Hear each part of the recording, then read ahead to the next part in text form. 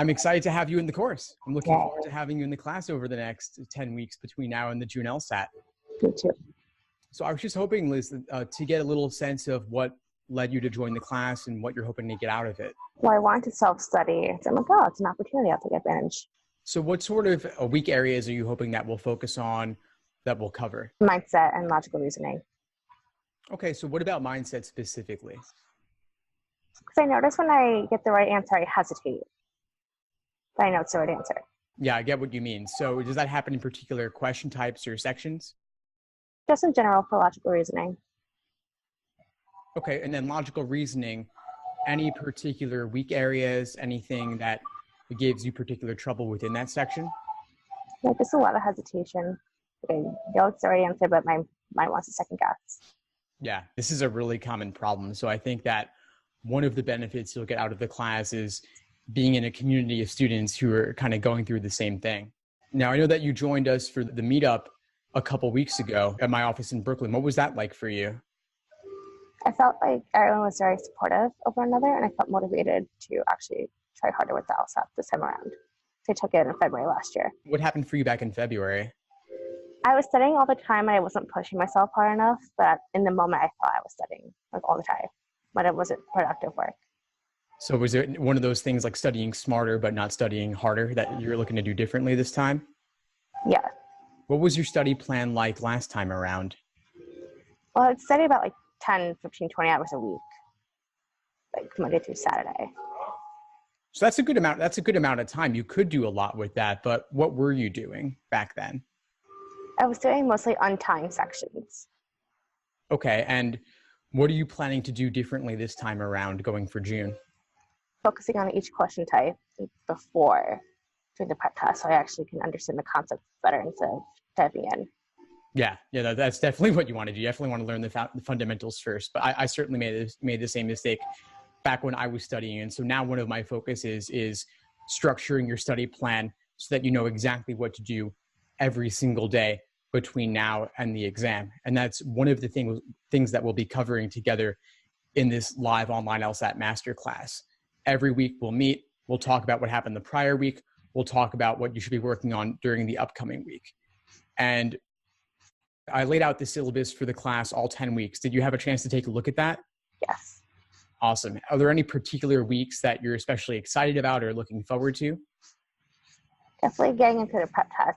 Because once we cover the fundamentals, I'm interested to see how I'm going to do under your trading. So we're going to start with a bit of the fundamentals for each of the sections: games, reasoning, and reading comp. But then the bulk of it's going to be review of recent full-length timed exams that you're taking in the lead up to test day. What's your review process like now? I usually do the questions, then when I do like 10, 15, I go with the answers and I read some of the explanations. Okay, excellent. That's good.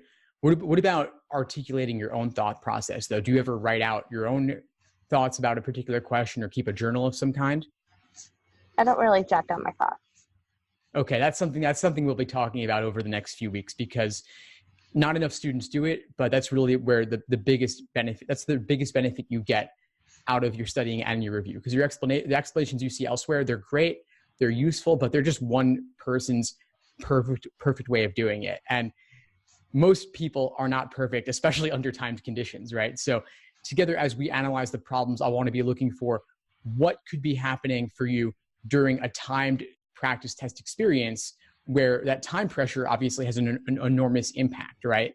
Right. So we have to make some of those tough choices, especially coming back to what you were saying earlier about mindset, right? You might kind of be stuck or bogged down or down to two and not sure what to do, especially in logical reasoning, right? Yeah, I noticed like, oh, now the choice is down, and I'll be like, oh, maybe it is C, but it'll end up being D, but sometimes I also want to write down B.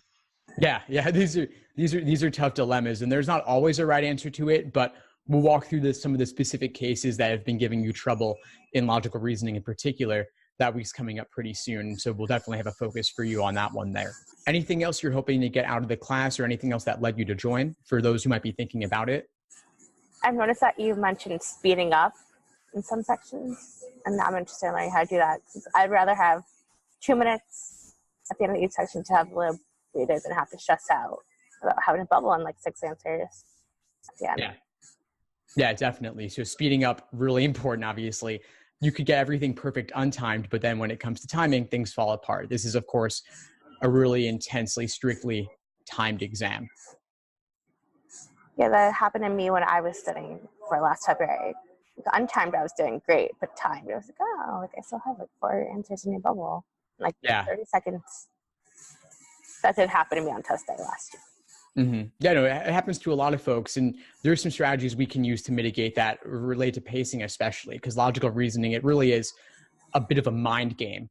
And so there's lots of mental hacks you can use aside from just the exam content itself to think about. Because again, there's the untimed experience, just learning the content, but then under timed conditions, there's an extra pressure that we want to be thinking about and focusing on. I think in your most recent email, you suggested doing prep tests at your testing center, which is something I did for February. Yeah, definitely. Where are you taking it? Pace. Pace, awesome. Yeah, Pace is a fairly decent LSAT test center. I think you'd probably have a good experience there. I haven't heard too much negative related to that. But also at the same time, you want to be ready for anything. So we'll talk about what to do, like dealing with a small desk, what to do if the proctors or other test takers are distracting you. And so, yeah, those are definitely some things that we'll be thinking about too. Well, I'm really excited to have you on board, and I'm looking forward to seeing you in the group next Monday night at 8 p.m. That'd be fun.